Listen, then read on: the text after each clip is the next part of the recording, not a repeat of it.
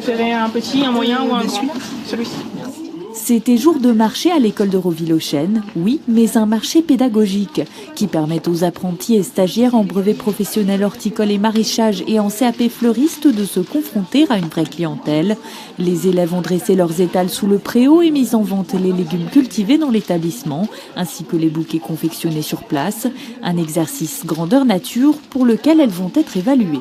L'objectif, c'est vraiment qu'ils soient en contact avec la clientèle, vraiment voir la réalité de ce qu'ils doivent mettre en place, donc c'est-à-dire de la préparation du marché jusqu'à tout simplement l'installation du stand et aussi le conseil, le contact avec le client qui n'est pas forcément toujours évident. Ça rentre dans le cadre de l'évaluation, mais pas sur une note sur 20 comme on pourrait imaginer, mais uniquement sur ce qu'on appelle les grilles de compétences. Elles doivent acquérir un ensemble de compétences professionnelles.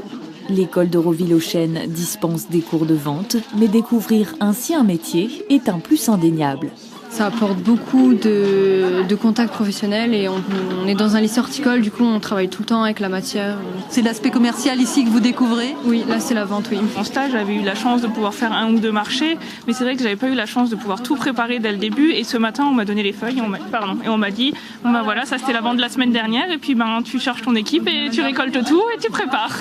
Les légumes sont cueillis du jour et les clients, élèves, enseignants et des habitants ont pris l'habitude de venir y faire leurs emplettes. C'est une belle opportunité d'avoir des légumes et des beaux légumes frais à cette saison. C'est sur place et puis voilà, pour faire travailler les jeunes.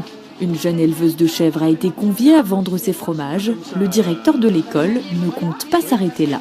Et effectivement, on a pour intention de développer une boutique qui permettra de donner une image très moderne, très contemporaine de ces productions et de leur valorisation. L'argent récolté est réinvesti dans le fonctionnement du marché qui entame sa 2e année d'existence, ouvert de la mi-septembre à fin novembre chaque vendredi, de 12h30 à 14h30.